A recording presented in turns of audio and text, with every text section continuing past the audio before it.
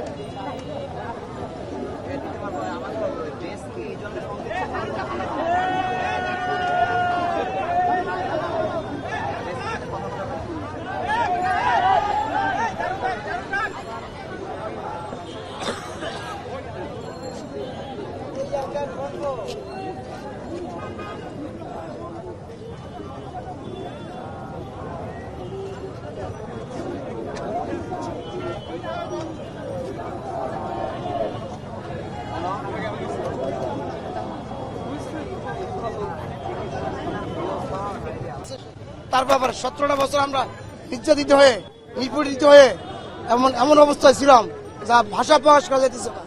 এখন আমাদের একটি দাবি, তাকে ভারত থেকে বাংলাদেশে এনে আইনের আওতায় তাকে ফাঁসি দেওয়া হোক।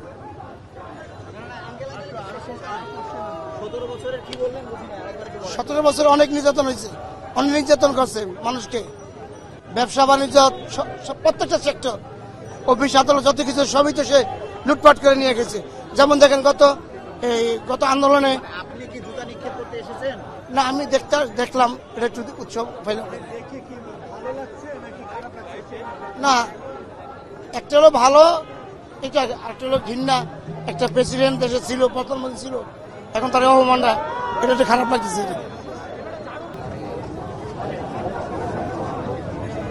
ঠিক আছে, লিখে লাইভ আছে আমার কাছে।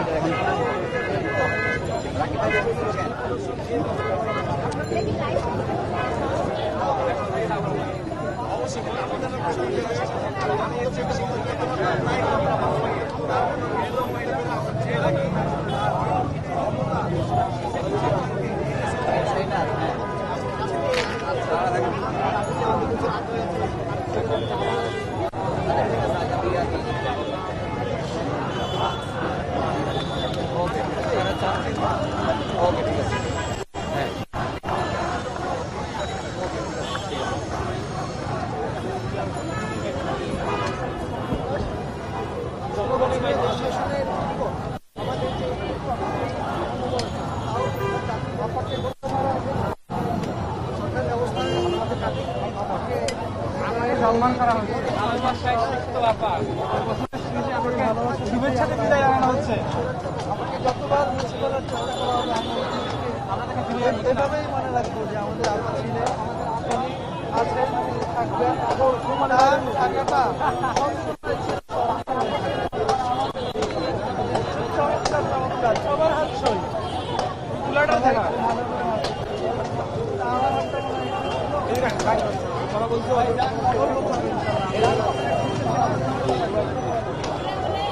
হাজার হাজার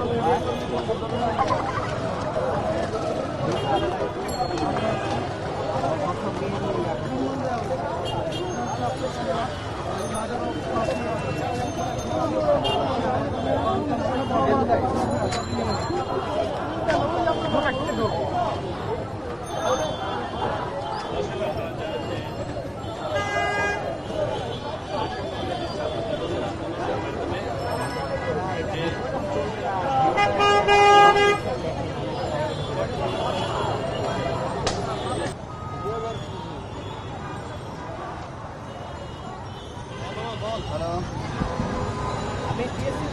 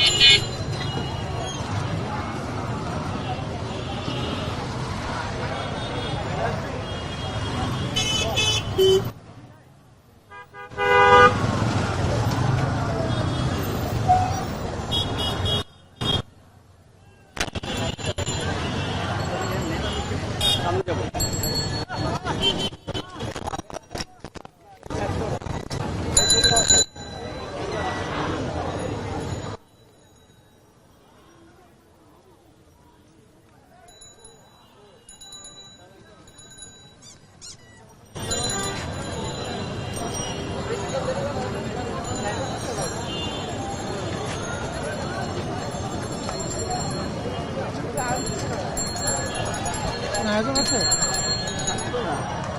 সাধারণ ছাত্র না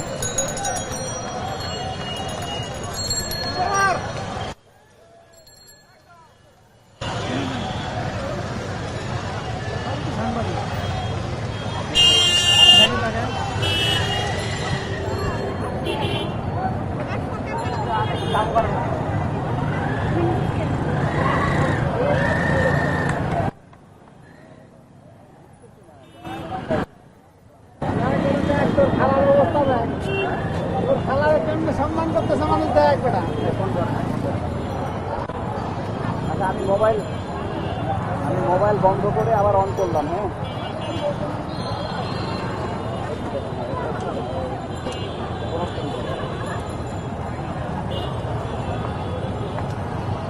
হ্যাঁ, ঠিক আছে তো ভাই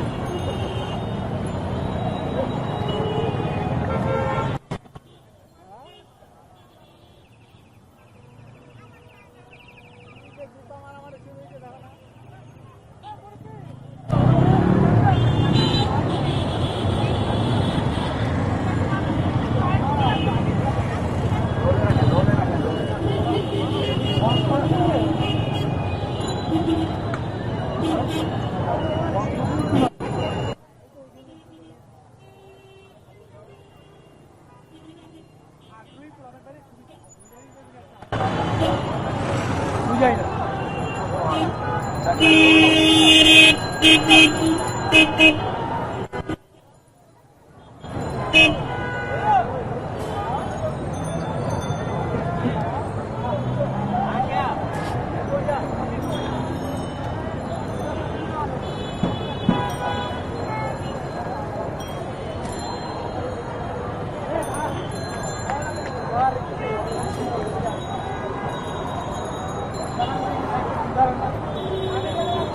আসেন না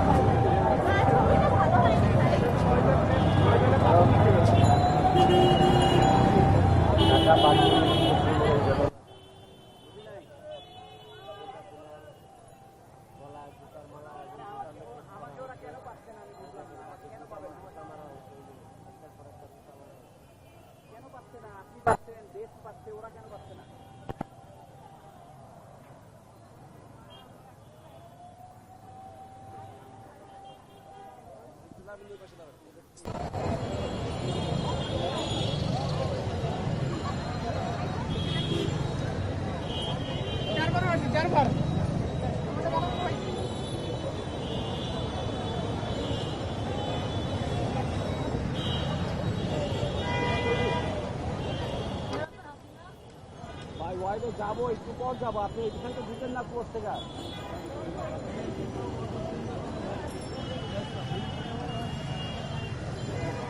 ছবি দেখান, ছবি দেখান।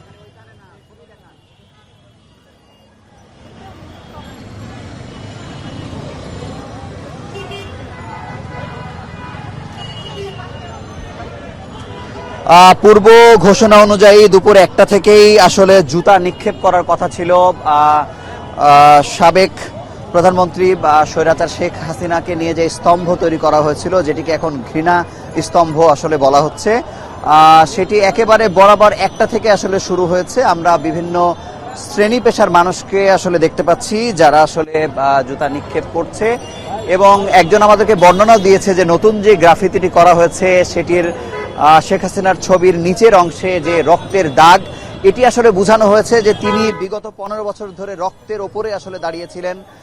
যেমন বলা হয়েছে যে এই সবশেষ 5 আগস্টের আগে যে সহিংসতার ঘটনা ঘটেছে, এখানে প্রায় 2000 বিভিন্ন শ্রেণী পেশার মানুষকে আসলে হত্যা করা হয়েছে, সেটিরই প্রতীকী হিসেবে, এবং বিগত 15 বছরে যত হত্যা, খুন বা গুমের ঘটনা ঘটেছে সবকিছু মিলে আসলে তেমনভাবে তৈরি করা হয়েছে। তবে আপনি জানেন যে গত শনিবার রাতে আসলে 5 আগস্টের পরপরে আসলে ঘৃণা স্তম্ভটি যেরকম ছিল সেটি আসলে রাতের আধারে আসলে মুছে ফেলার চেষ্টা করা হয়েছে, যেটির কারণে আসলে ঢাকা বিশ্ববিদ্যালয়ের প্রক্টর তিনি ক্ষমাও চেয়েছেন এবং তিনি বলেছেন যে এটি আসলে অনিচ্ছাকৃত ভুল এবং এরপর থেকে তিনি বলেছেন এটি একটি স্মারক দেবার মাধ্যমে এটি স্থায়ীভাবে এটি ঘৃণা স্তম্ভ হিসেবে প্রতিষ্ঠিত করা হবে।